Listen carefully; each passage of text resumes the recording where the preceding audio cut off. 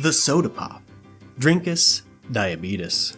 A sweet and carbonated drink consumed in staggering quantities by the Americans. Soda, which goes by many names, has, like a virus, spread across our world to the dismay of dentists.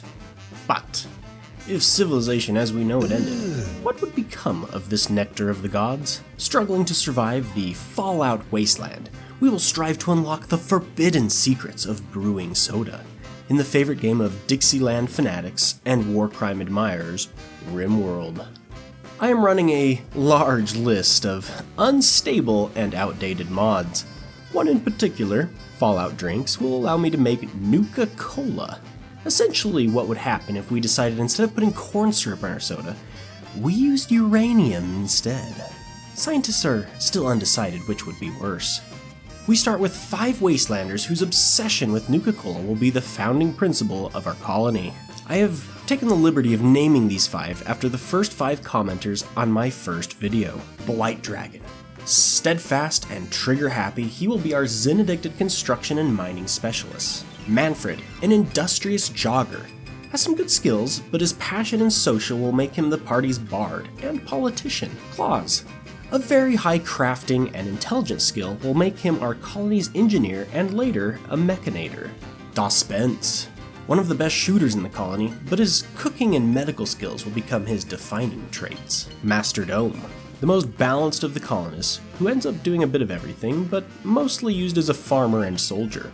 The colonists find themselves in a deep, dark, dank swamp. So before they could pursue the forbidden knowledge of soda, shelter would have to take first priority. Luckily for us, there are many dilapidated buildings here for us to claim squatters' rights in. This abandoned blockbuster will do for a cozy starter barracks. With the speed and efficiency of the Amish, we begin to build our base, fixing and repurposing the nearby buildings. We built a kitchen, we planted crops, we even built a wall for protection. We're gonna build the wall, we have no choice. We have no choice. We are able to officially name our faction the Nuka-Cola LLC, and the colony's name, Nuka-World. The local HOA director visits to inform us of our numerous code violations. What the fuck? But we explain that we are sovereign citizens and do not consent to local jurisdiction, then use our God-given right to put a cap in the non-believer. We began an ecological integration with the food chain. A small band of the local tribe came to dispute our squatters' rights. Spence is no lawyer, but he settles the matter. Refugees ask for permission to stay in our colony for a few days. Uninterested in freeloaders, we almost dismiss the quest, until my colony of nice guys realize it's 2 miladies and hurriedly welcomes them in. Blight Dragon overhears Pushka and Naharis talk about lovin' and eating corn cobs. Full of male confidence, he approaches Pushka and explains he is a Timo main. She politely declines to comment. With some extra hands, we are able to expand our base and begin construction on what will become essentially a Walmart and motel combination. Unbeknownst to my colonists, treachery has been brewing. You see, Pushka is not a mentally challenged League of Legends player, and Blight Dragon's choice of main has badly offended her. She and Naharis began to sabotage the base. Whatever their master plan was, it doesn't work out as Pushka is cornered in a narrow hallway and the colony presents her with termination papers. Naharis, however, manages to escape and flees into the swamp. The secret recipe for Nuka-Cola, as I said before, is uranium. Luckily, we have a small patch of it nearby that we started to mine, and with a bit of sugar, we can soon start making the sacred soda. We set up the ideal display for our collection of sodas, and Spence made our very first Nuka-Cola Classics. Sadly, Nuka-Cola has a terrible sale price. In fact, it sells for less than the uranium that it's made of, not to mention the sugar we put in it. A visiting guest starts a traditional Irish pub ritual with Spence. We decrypt an ancient transponder and force a damaged ship containing a mech link to land nearby. The Mechanator might be dead, but a Militor and a Scorcher are both active, and their Amazon-based MK Ultra programming has been triggered. The Scorcher does what a Scorcher does. Blight Dragon and Manfred sustain burn injuries before Claus and Master Dome can put it down. Seeing its robot brother in arms go down, the Militor comes for revenge, but finds only The superiority of mankind. Blight Dragon's burn becomes infected. I made a mistake. I forced Dospence to tend to the infection. Dospence is in severe pain, 67% conscious, and only has 23% manipulation. It was like trying to have someone on heroin withdrawals attempt surgery. It does not go well. A day later, the infection claims Blight Dragon. Masterdome erects a sarcophagus made of pure jade for Blight Dragon's final resting spot. We hold a funeral where Manfred gives a moving speech. Enjoy your ad-free sleep, my prince. Like the good corporation we are, we send Blight Dragon's next of kin a standardized notice with a $20 Applebee's coupon, and we turn the page to the next chapter. A tribe of impids attacked the colony. We captured one impid for the purpose of psychologically based repatriation. Their name was Ralph Humps Brock. Ironic, considering that was my last Google search. Oh, and he's 16. I feel kinda icky on multiple levels about the nickname, so I changed his nickname from Humps to Intern Number 1. Not so much a slave, but an employee whose pay is in experience and networking. The Impid tribe launches a second attack. One of their members dismantles the AC unit to get inside my base, but Masterdome flanks him and teaches him a valuable lesson about technological superiority. We imprison the sneaky Impid, whose name is Kavrov. The Impids want inside the colony so badly, well, wish granted. Jealous of Kavrov's likely promotion to the lead intern position, Intern Number 1 decides to rebel. We take pity on Intern 1. Instead of enslaving him again, we gaslight him into believing we were always going to recruit him into Nuka-Cola LLC as a full employee. I created this scenario with the Manhunter Pack event activating every 7 days, but I haven't mentioned it because it hasn't really impacted the story so far. More an occasional nuisance and honestly, kind of an unexpected free meat exploit. Like any good theme park, we set up a gift store outside the hotel and Nuka-Cola displays, where we can sell all our useless junk. We picked up another colonist named Potato after helping his friends. We allow a seemingly very trustworthy, not suspicious at all, stranger to join, though I do change her nickname. Our base is getting crowded, so we start expansion efforts, like here in the colony's workshop. While this is going on, Kavrov decides he's not happy just quiet quitting and instead opts for loud. Claus puts down the rebellion before it gets any more out of hand. I really need to stop enslaving fire-breathing impids, apparently. Shit starts to get freaky from here on out, like this dune popcorn bucket-looking creature, a devourer, that attacks the main entrance.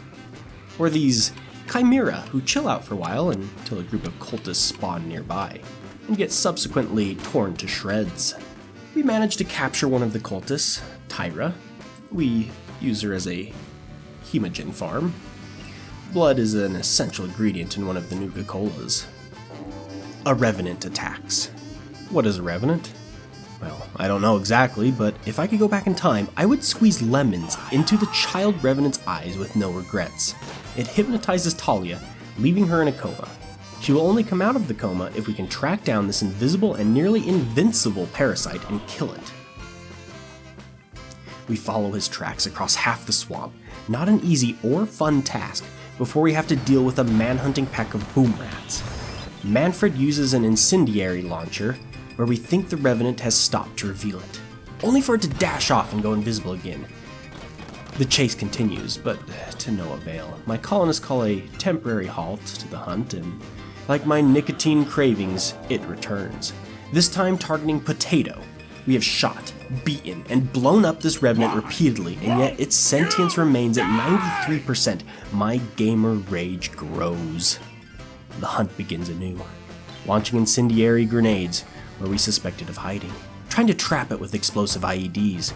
We track it across the entire swamp again in a fruitless attempt to kill it. I'm gonna be real with you. I despise this event more than any other in this game. Misfortune, accidents, deaths, and any other struggle can be fun in this game, even if only for the story. This one though, my blood pressure and cortisol levels are rising far above what my doctor recommended. When the revenant returns for a third time, I have reached my breaking point. Like a god, reaching through space and time, I break the third wall to smite this creature with the fullness of my wrath. I cast coronary artery disease. I fill the revenant's black blood with massive overdose of cholesterol, enough that even its unnatural powers cannot keep pushing it through the bloodstream. It suffers from a massive artery blockage in the brain. Duspense smashes its spine, and we are free from this cursed event. My blood pressure begins to settle as I pop another nicotine pouch and ponder my emotional state. Life in the colony continues. The colony's collection of Nuka-Colas has gone well. We've created all but one of the many varieties of Nuka-Cola. We survive a mech cluster dropping near our base. I bought a new intern from a passing ship named Komnemnos. They are a delicate wimp, incapable of violence. Our new defenses are tested. I am reminded that Neanderthals are shockingly resilient to 5.56 NATO. Tyra, our involuntary blood bank volunteer, offers to re-socialize and join our colony. She has few skills, but I figure fair is fair. The expansion and beautification of the base has gone well. The colonists are proud of what they have accomplished here. Many sodas now fill the trophy room. The colony was thriving and happy. That was until Komnenos reported finding gray flesh. Someone was infected. There was a metal horror among us. Being the newest addition to the colony, Manfred arrests Komnenos on suspicion of being the imposter. Then Masterdome finds another piece of gray flesh, meaning either Komnenos isn't the imposter, or there are an unknown number of infected hiding in our colony. Suspicion takes hold of our colonists. Tyra interrogates Komnenos and discovers he is indeed infected, confirming there are multiple metal horror infections in our colony. Time passes as the colonists debate how to proceed. Suspicion begins to give way to paranoia. Who could you trust in this situation? Tyra takes matters into her own hands and executes Komnenos. As his body collapses to the prison cell, a metal horror rips its way out and attacks Tyra. She tries to flee, and then to fight, but she is beaten down. Claus stumbles into the metal horror in the hallway. In the crafting room, Masterdome finds another metal horror has emerged from someone's flesh. He does battle with it. Claus goes down. Masterdome is struggling in a desperate melee with his metal horror when Intern 1 comes to his rescue. Together they manage to put one of these monstrosities down. Masterdome realizes he can trust no one except maybe Intern 1. Out of paranoid desperation, Masterdome comes to a grave decision.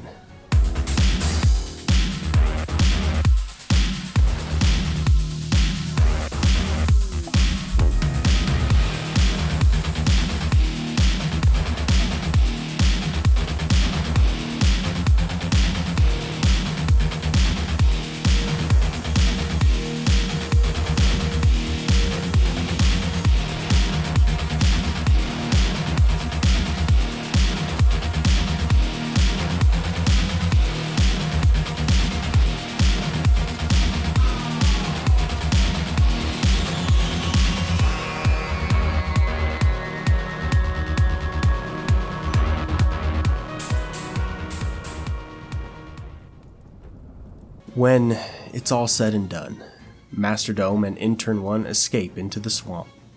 Who or what is left alive is unknown, but the colony is a blazing inferno along with all the beloved Nuka-Colas they worked so hard to create.